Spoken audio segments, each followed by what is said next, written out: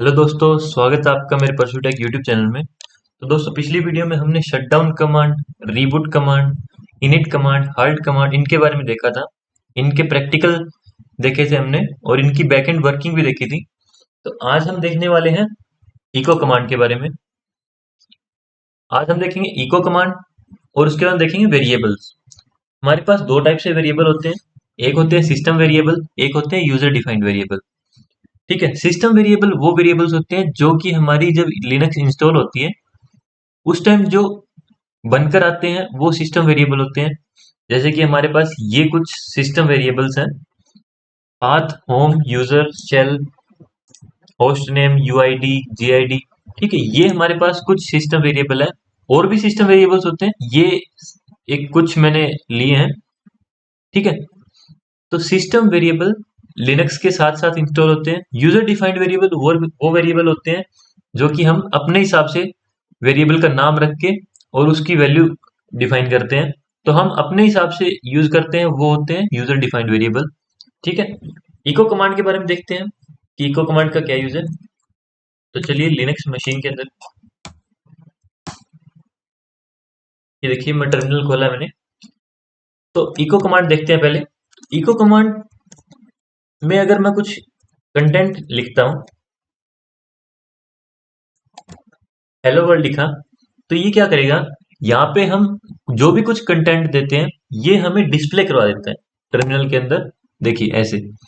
ठीक है, तो इको कमांड कंटेंट को डिस्प्ले कराने के लिए यूज करते हैं। अगर मैं ये चाहूं कि मैं कुछ पूरी लाइन लिखना चाहता हूं,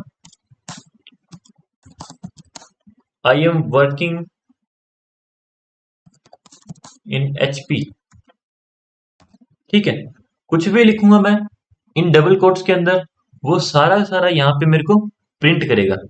ठीक है, टर्मिनल के ऊपर प्रिंट करना है तो हम इको कमांड में कोई भी कंटेंट दे सकते हैं, वो हमें प्रिंट कर देता है। ठीक है, अब इको कमांड के अंदर मैं ये चाहता हूं कि ये जो कंटेंट जो मैंने लिखा है, I am working in HP, तो ये कंटेंट मेरा कोई फाइल के अंदर सेव हो जाए। ठीक है, तो इससे पहले मैं आपको एक दिखाता हूँ कि यहाँ पे मेरी जो फाइल्स हैं वो ये फाइल्स हैं। एक मैं फाइल क्रिएट करूंगा, ये कंटेंट जो है एक फाइल के अंदर आना चाहिए मेरा। तो मैं एक परसो नाम से फाइल बनाऊंगा। ठीक है, तो जो मेरा कंटेंट होगा, ये जो कंटेंट है, ये मेरा कंटेंट परसो फाइल के अंदर चला जाएगा। अब यहाँ पे कोई भी नाम, परसो नाम से कोई फाइल नहीं है, तो ये इको कमांड क्या करेगी, पहले ये फाइल जो है इस नाम से क्रिएट करेगी, उसके अंदर फिर जो ये कंटेंट होगा वो कंटेंट स्टोर करेगी। ठीक है, एंटर करते हैं। अब इसने डिस्प्ले नहीं किया हमें, और एलएस करते हैं तो यहाँ पे एक फाइल बनेगी, ये रही। ठीक है, ये परसो नाम से फाइल बनी है। इसका अगर हम कंटेंट्स देखते हैं कैट कमांड से, तो ये देखिए, जो भी कंटेंट हमने यहाँ पे लिखा था वो सारा कंटेंट हमारा यहाँ पे स्टोर हो गया। ठीक है, इसके अंदर हम कुछ कितना भी कंटेंट दे सकते हैं, जितना कंटेंट देंगे वो सारा कंटेंट हमारा इस फाइल के अंदर सेव हो जाएगा। अब मैं दोबारा करता हूँ यही कमांड, और इसके अंदर मैं कंटेंट को थोड़ा चेंज करता हूँ, I am working in Google. ठीक है, ये लिखता हूँ और इसका मैं एंटर करता हूँ, तो ये क्या करेगा, ये वही है कि पहले देखिएगा परसू नाम से कोई फाइल है या नहीं है। अगर कोई फाइल नहीं है तो ये पहले फाइल क्रिएट करेगा इस नाम से, उसके बाद में उसके अंदर ये कंटेंट स्टोर करेगा। अगर फाइल एग्जिस्ट करती है तो ये क्या करेगा, अगर हमने यहाँ पे ये सिंगल ग्रेटर देन सिंबल लगा रखा है, तो ये क्या करेगा, पहले परसू नाम की फाइल को देखेगा, उसके बाद में उसका कोई भी कंटेंट होगा, जो भी कंटेंट उसके अंदर पहले से स्टोर है, उस कंटेंट को डिलीट करके और ये जो नया कंटेंट है ये वहां पे राइट कर देगा। ठीक है, अब अगर मैं देखूं तो ये देखिए, मेरे को फाइल दिखा रहा है परसू नाम से। यहाँ पे मैं अगर इसका कंटेंट देखता हूँ, ये देखिए, I am working in Google हो गया। ठीक है, जो लेटेस्ट कंटेंट था वो कंटेंट मेरा यहाँ पे स्टोर हो गया है। जो पहले जो कंटेंट था ये कंटेंट था, और अब ये है। ठीक है, तो अगर सिंगल हमने ग्रेटर देन लगा रखा है तो इसका मतलब ये है कि जो भी इसके अंदर फाइल के अंदर कंटेंट है उसको डिलीट करके और नया कंटेंट अपडेट कर दे। ठीक है, अब हम ये चाहते हैं कि ये पुराना कंटेंट भी मेरा डिलीट ना हो, और जो मैं नया कंटेंट डाल रहा हूँ वो भी कंटेंट मेरा स्टोर हो जाए। ठीक है, तो मैं क्या करूंगा, मैं चाहता हूं कि ये जो लाइन है, ये लाइन मेरी इसके अंदर स्टोर हो जाए, बट जो पुराना कंटेंट है वो मेरा डिलीट ना हो। तो अभी हमने देखा कि कैट परसू नाम से जो फाइल में है जो कंटेंट है वो है I am working in Google, और मैं चाहता हूँ I am working in HP भी हो जाए। तो मैं क्या करूँ, यहाँ पे डबल ग्रेटर देन का सिंबल लगाऊंगा, ठीक है, और ये नाम लगा दूंगा, एंटर करता हूँ तो कुछ भी शो नहीं किया। अब मैं देखता हूँ यहाँ पे ls नाम से, यहाँ पे परसों नाम से कोई फाइल बनी है, वही है सेम फाइल। इसका कंटेंट चेक करते हैं। ये देखिए मेरे पास पिछला कंटेंट भी है जो पहले स्टोर किया था, और अब जो नया कंटेंट है I am working in HP, ये भी कंटेंट यहाँ से जो उठा के सेव कर दिया। ठीक है, तो ये है इको कमांड का यूज। अब और देखते हैं इसका यूज क्या है। अब जैसे मैंने ये लिखा आई एम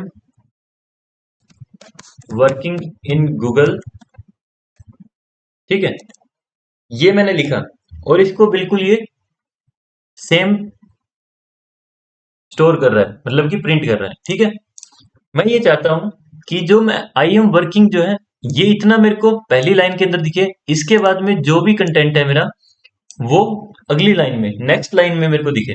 ठीक है, तो इसके लिए हम एक्सप्रेशंस का यूज करते हैं। कुछ एक्सप्रेशंस होते हैं वो उनकी वर्किंग आपको बताता हूं, कि अगर मैं लिखूं यहाँ पे इको आई एम वर्किंग, इसके बाद मैं एक्सप्रेशन का यूज करता हूं स्लैश एन, ठीक है, इसमें लिखता हूं इन गूगल। अभी क्या होगा कि आई एम वर्किंग पहली लाइन के अंदर आएगा, इसके बाद में स्लैश एन अपनी वर्किंग करेगा। इसकी वर्किंग ये है कि ये नेक्स्ट लाइन को कंटेंट, जो जितना भी कंटेंट होता है हमारे पास वो नेक्स्ट लाइन के लिए ब्रेक कर देता है। ठीक है, यहाँ पे एक नेक्स्ट लाइन के लिए ब्रेक लेगा, इसके बाद में जो भी कंटेंट होगा मेरा वो इको कमांड के हिसाब से प्रिंट कर देगा। ठीक है, अब मैं अगर इसको चलाऊं तो ये वर्क नहीं करेगा। क्यों नहीं करेगा? क्योंकि एक ऑप्शन का यूज करना पड़ता है इको कमांड के अंदर, स्लैश ई ऑप्शन का यूज करते हैं हम और एंटर करते हैं। तो ये देखिए आई एम वर्किंग पहली लाइन के अंदर है, उसके बाद में स्लैश एन लाइन ब्रेक हुआ और इसके बाद में जो भी कंटेंट था हमारे पास वो सेव हो गया। ठीक है, ये देखिए यहाँ पे मैंने एक स्पेस दिया था तो ये स्पेस भी यहाँ पे आया है, मतलब कि ये फाइल के कंटेंट जो भी हमने कंटेंट लिखा है वो कंटेंट डिलीट नहीं करता, ये उसको कोई अफेक्ट नहीं करता, ये अपनी वर्किंग करता है। ठीक है, अब मैं ये चाहता हूं कि मेरे को लाइन ब्रेक भी हो बट इसके बाद में एक टैब भी मिले मेरे को। टैब जो होता है, टैब कैप्स लॉक के ऊपर होता है हमारे पास। अगर हम टैब दबाते हैं तो ये कुछ स्पेस ले लेता है हमसे। ठीक है, आई एम वर्किंग के बाद में मैंने स्लैश एन लगाया, नेक्स्ट लाइन गई, उसके बाद में स्लैश टी मैंने यूज किया जो कि एक टैब देता है मेरे को। ये है एक टैब। ठीक है, सिंगल टैब का जो ये साइज होता है ये अपने आप ले लिया इसने। ठीक है, अब मैं ये यूज कर सकता हूँ, एक एक्सप्रेशन होता है हमारे पास स्लैश वी होता है। ये क्या करता है, कंटेंट को ब्रेक करता है और जहां पे कंटेंट खत्म हुआ है हमारा वहां से नेक्स्ट लाइन का कंटेंट चालू कर देता है। ठीक है, तो ये एक डिजाइनिंग फॉर्मेट है। ठीक है, जितने भी चाहे हम यहाँ पे जैसे कि यूज कर सकते हैं, स्लैश वी कर सकते हैं हम। तो I am working in Google, ठीक है, ये हमें शो कर रहा है। एक और ऑप्शन का यूज करते हैं हम सी, तो यहाँ पे मैंने सी यूज किया। सी का मतलब ये है कि यहां से जितनी वर्किंग चल रही है इस कमांड की, ये सारी वर्किंग करने के बाद में जब यहाँ पे पहुंचेगा कंट्रोल, तो यहां से इसके बाद का जितना कंटेंट होगा वो इग्नोर कर दिया जाएगा। ठीक है, एंटर करता हूं और ये देखिए आई एम वर्किंग के बाद में स्लैश वी था, तो डिजाइनिंग फॉर्मेट है। ठीक है, जो इन मैंने लिखा वो इन यहाँ पे प्रिंट किया, उसके बाद में जो स्लैश सी आया, इसकी वर्किंग ये है कि जितना भी कंटेंट होगा मेरे पास वो सारा क्लियर कर देगा। ठीक है, तो ऐसे हम इनका यूज करते हैं एक्सप्रेशंस का। अगर एक्सप्रेशंस आपको देखने हैं तो मैन मैन कमांड से इसकी इको का आप डॉक्यूमेंटेशन चेक कर सकते हैं। ये देखिए ये इको की डॉक्यूमेंटेशन है, तो यहाँ पे हमारे पास बहुत सारे एक्सप्रेशंस होते हैं इनका हम यूज कर सकते हैं। ठीक है, जो मेन जो एक्सप्रेशन थे वो मैंने आपको बताए हैं। अब देखते हैं सिस्टम वेरिएबल्स। ठीक है, सिस्टम वेरिएबल्स हमारे पास वो होते हैं जो कि लिनक्स के अंदर पहले से इंस्टॉल्ड है। ठीक है, जैसे कि हमने पहले एक वीडियो देखी थी, हिस्ट्री कमांड से जो वीडियो बनाई थी, उसके अंदर आपने देखा था हिस्ट्री हिस्ट फाइल नाम से या हिस्ट साइज नाम से और हिस्ट फाइल साइज नाम से हमने 3 वेरिएबल यूज किए थे। तो अगर उनकी वैल्यू को चेक करना है तो इको डॉलर हिस्ट फाइल, तो ये एक हिस्ट फाइल नाम से मेरे पास सिस्टम वेरिएबल है। डॉलर का मतलब ये होता है कि अगर हम डॉलर लगाते हैं तो इसका मतलब है कि ये एक वेरिएबल है। अगर मैं सीधा यूज करता हूं बिना डॉलर लगाए और फिर एंटर करता हूं तो ये सीधा मेरे को जितना भी कंटेंट इसके अंदर मैं लिख रहा हूं वो मेरे को दिखाता है। ठीक है, बट यहाँ पे अगर मैं डॉलर लगाता हूं तो इसकी वैल्यू मेरे को दिखाएगा। हिस्ट फाइल की मतलब ये है कि हिस्ट्री की जो फाइल है वो मेरे को प्रिंट कर दे। तो हिस्ट्री की जो फाइल है वो है /root/.bash rc, बैश हिस्ट्री। ठीक है, तो हिस्ट्री जो मेरी स्टोर होती है वो इसके अंदर स्टोर होती है और हिस्ट फाइल की जो वैल्यू है वो है ये। ठीक है, एक और ऑप्शन का यूज करते हैं, एक और वेरिएबल है हमारे पास हिस्ट साइज। ठीक है, हिस्ट साइज ये होता है कि जो कंटेंट जितनी भी मैं कमांड टर्मिनल के अंदर रन कर रहा हूं उन कमांड्स में कितने कमांड्स हिस्ट्री के अंदर स्टोर हो सकती है। तो टर्मिनल के अंदर रह के मैं 1000 कमांड्स को मैं हिस्ट्री में स्टोर कर सकता हूं। ठीक है, एक हिस्ट फाइल साइज नाम से वेरिएबल होता है हमारे पास। ये क्या करता है, ये भी मेरे को 1000 की दिखा रहा है। तो ये बता रहा है कि हिस्ट फाइल साइज की जो हिस्ट्री की जो फाइल है उसका साइज है 1000, कि हम 1000 कमांड जो चलाएंगे वो हम हिस्ट्री के अंदर स्टोर कर सकते हैं। तो हिस्ट्री की फाइल है .bash हिस्ट्री जो कि रूट के अंदर होती है, रूट यूजर के होम डायरेक्टरी के अंदर, और ये इनके साइज बता रहे हैं। हिस्ट साइज टर्मिनल का साइज है, हिस्ट फाइल साइज फाइल का साइज है कि फाइल के अंदर 1000 कमांड सेव होगी। अब मैं ये चाहता हूं कि जो ये वेरिएबल है इनकी वैल्यू चेंज हो जाए। ठीक है, मैं ये चाहता हूं 10 वैल्यू, एंटर करता हूं और अब दोबारा से अगर इसकी वैल्यू चेक करता हूं मैं,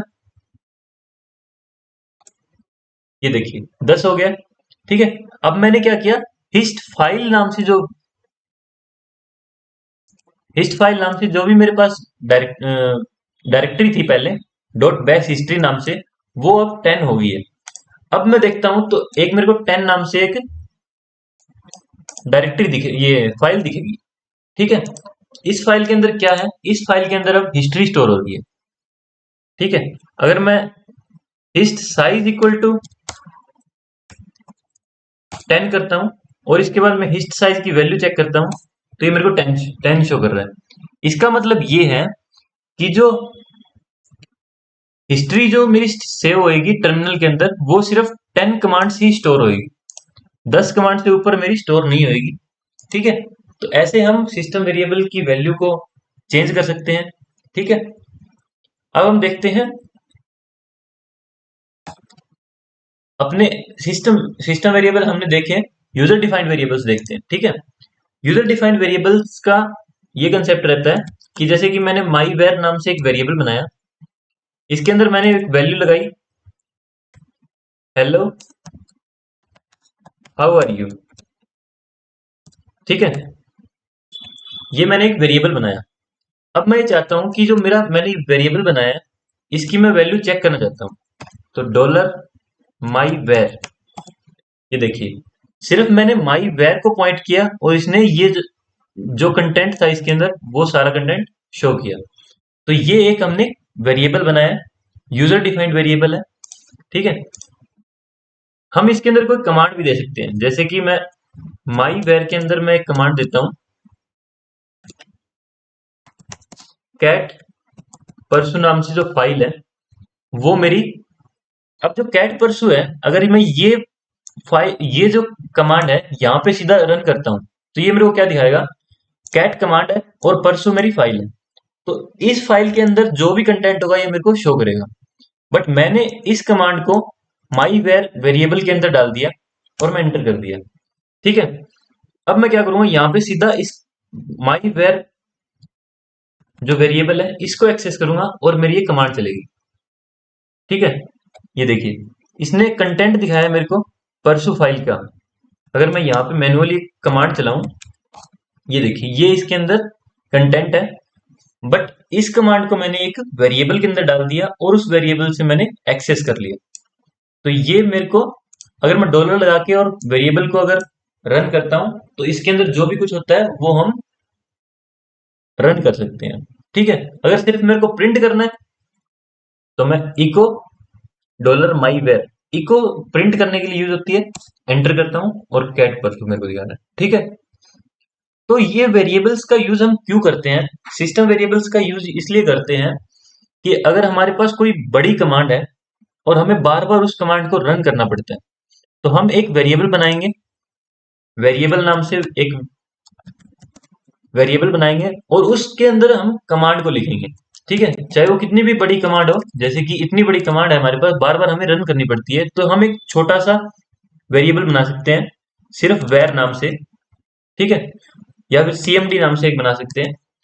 तो हम क्या करेंगे, हम इस सीएमडी को रन करेंगे और ये पूरी पूरी कमांड है हमारी रन होगी।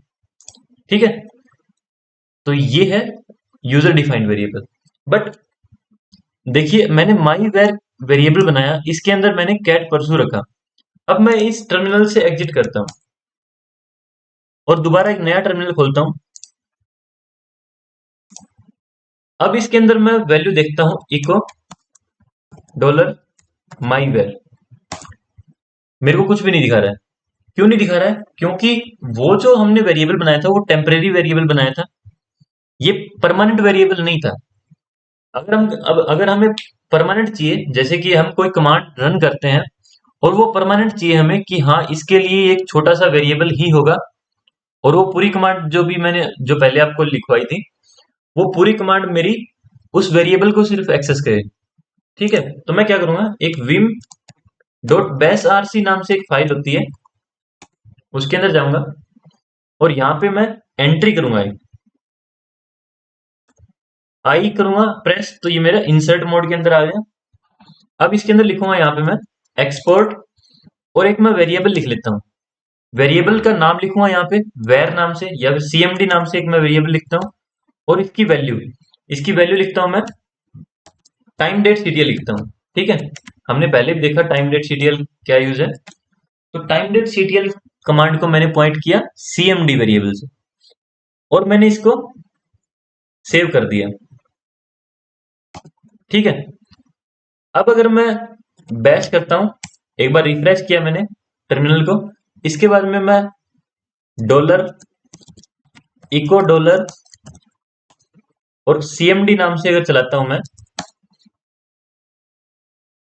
सॉरी इको, ये देखिए मेरे को इसकी वैल्यू दिखा रहा है सीएमडी की टाइम डेट सीटीएल। ये टाइम डेट सीटीएल मैंने बैश आरसी के अंदर लिखा है। तो मैं अगर डॉलर सीएमडी अगर चलाऊंगा तो ये मेरे को टाइम डेट सीटीएल की आउटपुट दिखाएगा। पहले मैं अगर आपको टाइम डेट सीटीएल की आउटपुट दिखाऊं, ये आउटपुट है, और डॉलर सीएमडी अगर चलाऊंगा तो भी इसकी ये आउटपुट रहेगी। ठीक है, तो ऐसे हमने इसको परमानेंट बनाया। अब अगर मैं एग्जिट करता हूं टर्मिनल को और दोबारा एक नया टर्मिनल खोलता हूं, यहां पे मैं लिखता हूं डॉलर सीएमडी, एंटर करता हूं, मेरे को time date CTL command run करना है। ठीक है, तो परमानेंट अगर हमें वेरिएबल बनाने हैं तो विम करेंगे और डॉट बैश आरसी नाम से एक फाइल होगी, उसके अंदर जाएंगे और यहाँ पे हम जितने चाहें उतने वेरिएबल बना सकते हैं। ठीक है, अगर मैं आपको एक और दिखाऊं, इंसर्ट मोड के अंदर आता हूं। ठीक है, मैं एक और बनाता हूं वेरिएबल वेर नाम से और मेरे को इसकी वैल्यू रखनी है कैट परसू, जो मैंने पहले यूज की थी, और इसको मैं सेव करता हूं, बैश करता हूं। बैश से मेरा सिस्टम रिफ्रेश होगा, जो टर्मिनल है वो रिफ्रेश होगा अब अगर मैं वेर नाम से कोई वो चलाता हूँ, वेर, अगर मैं वेरिएबल चलाता हूँ वेर नाम से और एंटर करता हूँ, तो ये मेरे को कैट परसू की आउटपुट दे रहा है। ठीक है, क्योंकि मैंने हमें इसमें डॉट बैश आरसी के अंदर डिफाइन किया है कि जो वेर की जो वैल्यू है वो है कैट परसू, तो ये उस चीज को शो कर रहा है। ठीक है, तो दोस्तों आशा करता हूँ समझ में आया होगा आपको।